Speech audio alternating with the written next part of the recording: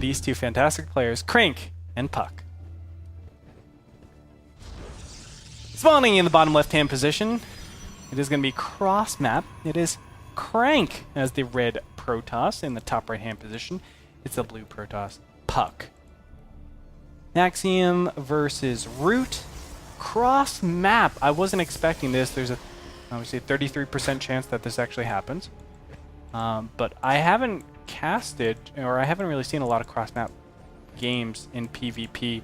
But obviously, we're going to have a lot of waiting. Yeah, basically as even as it gets. If they both scout the opponent second, unless one of them scouts cross map first, which I don't think they'll do. And no one has an advantage in positioning in terms of warp prism drops and stuff like that. So it should be a fun one. Yeah. Cross map scouting just so incredibly inefficient in terms of equity. It just, your probe is out there longer. It's not going to see nearly as much even if you scout. Only matchup you do that in a CVT. Yeah, to see close position or not. Yeah, it's binary. Mostly to see double proxy barracks in the middle of the map sometimes. Oh yeah, that's true. But in other matchups, you don't bother scouting cross map. Yeah. What do you think about this early scout though? Like, do you favor this? I know you are one of the few pro players that actually off-races a little bit more, but do you like early scouts in PvPs? No, I actually don't like them too much. Usually, you're not going to see some kind of quick cheese. And a lot of the time, they're able to shut down the scout before they make their tech voting anyway. And even when they don't, you see they can just cancel it and get an advantage by fooling you. So I don't think it's that useful. But we've seen in the previous games, in Puck's PvPs today, I think he likes to play pretty safe styles when he can. Obviously, against Minigun, there was some mind gaming going on, so that's a bit different. But against Crank in the previous two games, he opened very safely both games. The first game, he saw the Twilight and he made sure he wouldn't die to anything. And the second game, he went for an early scout like we saw this game. Against that incredibly fast Twilight Council, would you ever consider putting down a pylon right next to it? That's a good idea. I'd never seen that, but I like the thought process. Just to make sure it doesn't get canceled, and that way you're defending against the right range instead of defending against You're so everything. good, you should be a pro player. I hate you, Mike. I really do. That's not true. We've had the greatest of times. We had the best of times. We had the worst of times. Well, I don't know about the worst of times. All right, well, Stargate Tech is going to be the choice of Crank. And I agree. I love casting with you, Mike. You're supposed to say, I like casting with you, too. I like casting with you, Screw yourself, Mike. 2 gateway out for Puck. Not really showing anything. Kind of feels like an expansion build, but it could be, 2 gate, Twilight Council, 3 gate. Twilight Council coming down for Crank after the Stargate. I don't see this very often. What do you make of this? It's unusual for sure, I think. Yeah. I mean, unless I know less about PvP than I think I do, I don't think this is a build you see commonly in this matchup. I do not think so. It feels like it will... What? It's going to be an all-in? Yeah, this is most certainly going to be an all-in. It's going to be a Blink all-in follow-up? Really? So normally when you see Phoenixes, you're thinking... Yeah. I don't know. This is actually a huge mind game thing. If the GTs don't pay off, he is way behind considering. Oh, incredibly. You go Stargate, Twilight Council, Dark Shrine, and then expect to attack. This is exactly what we were talking about with Puck. And if Robo is going down for Puck, if he doesn't cancel it, he might cancel when he sees the Phoenix is the thing. I don't think he's going to, though. He's going to make the Twilight Council. Ever. Yeah. And I think he's just... Oh no, my God! That is so sick. Okay, he still has a chance, though, because he has 4 sentries. So if he sees this coming, he can potentially force field the ramp long enough to get detection, I think. Oh my God. Yes, he can. Potentially, but even so, I don't know, and it's a tricky one. If one DT gets in that main base, he's dead. Yeah. No, he can most certainly, force field? Force field indefinitely. He'll lose the Nexus, though, if the Nexus is targeted. He will.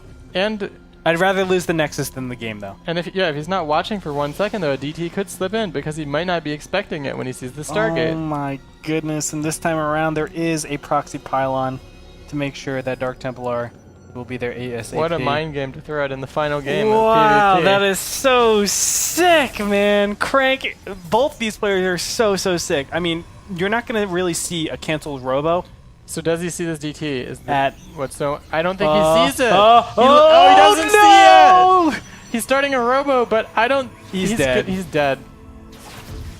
And a sad finish.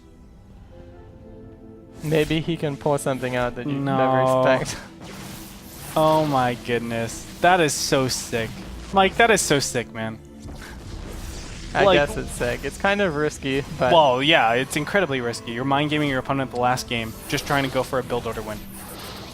Puck's probably just hitting himself for canceling that robo now. That's what he's saying. He's Is like, that- wow, I had the biggest hard counter. Yeah. You still went Dark Templars after you saw the robo. I'd be mad. I'd be so mad. Mike, I'm mad for Puck right now. You're mad for Puck? I'm mad for Puck. But he's doing a good job with the force fields. I mean, he's doing a good job with the force fields, but I think if he manages to defend his Dark Templar, by the time he defends it, he's way behind. Oh, okay. And that other Dark Templar is just going to Yep, it's kill a killing lot of the probes. probes. Oh. I think he'll be able to get an observer. Yeah, he will be able but to get an it's gonna observer. be No. Okay. about yeah. as upward of a battle as you can have. Yes, most certainly. His mining, he's So- barely mining at all now. Crank has basically saturated his natural by this point. Yes. So it's going to be 2 saturated bases against roughly 1 after this harass is done. So. Okay, so Puck is alive, and he kept his Nexus. So that's good, but let's So- look at the worker count. 44 to 26, 45 to 26. That's not a good position. No. Oh my god, that is so sick. Crank is a sicko, man. How can you show Stargate, expect someone to cancel a robo if they do go robo, and then continue going on with Dark Templar? Like my... That's so sick. It did work out, though. It did work out. That is so sick, though. So Puck, from this position, Oh I my guess he just has to play a game God. from a horrible position. Yep. His tech is a lot later. He is way behind in workers. These gateways from Crank are going to give him a nice lead in infrastructure, so he can do a push if he wants to. It's a tough spot. It is a very tough spot, but we've seen Puck come back in games that he should have been dead. And if Crank doesn't do his motto, which is, or doesn't do Mike's motto, which is win ahead, win, then it could put Puck back in the game. It could eventually put him back in the game, but it's definitely an uphill battle this time. Yeah. Templar Archives already going down, meaning Archons will be out very fast Plus against 2 this attack. composition. Yeah, plus 2 attack on the way as well. Oh, and this is going to be a 2-base all-in. Most certainly. Well, no. I Take don't- that back, yeah. Andre. Shut up. Okay. Yeah, it could be just the third base. Then yeah, that's what it's going to be.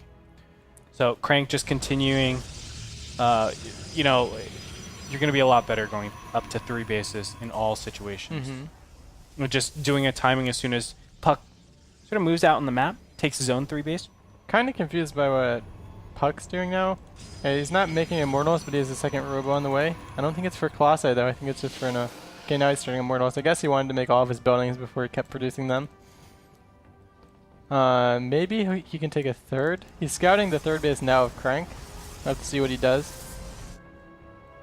Probably to put down his own 3rd base. I mean, no matter what, he's looking for defender's advantage, right? Yeah, and it looks like that's what he's sending a probe out to do. Army tab looking at 49 to 29. The question is, by the time you move across the field, can you make 20 supply up? I would say yes, you can. This map is a lot harder to take advantage of the defender's position, though, than Akalon. By the third base, it's not actually that choked up, so the attacker can have a pretty nice concave, I think. And the nice thing also is the fact that the Warp Prism Harass needs to go by the 3rd or the natural, so you're going to see that coming a lot faster, so you can get the right amount of units into position relative to like the last games that we've seen. But here's the big push out. This is a +2 timing. It's going to be 2-0 against 1-0. And there is no Photon Overcharge just yet, so this will help out a lot. Lots more Zealots the attack. on the field for Crank as well. And at this point in the game, Zealots are pretty good, especially with that charge Yes. upgrade that Crank has. This position, Zealots are good, guys. This position. Yeah, it's just not late game once you have a maxed out army. All right, here it is. Time warps are going to go down. Colossus are going to be hallucinated right in the front. Don't think he's fooling anyone with those No, claws. I don't think so either, but it's a little bit of cannon fodder. Nice time warps coming down to just stop Puck from retreating. Additional zealots are coming back, and it just looks all but over. Good game, good luck. Crank will take it and be the last person to enter.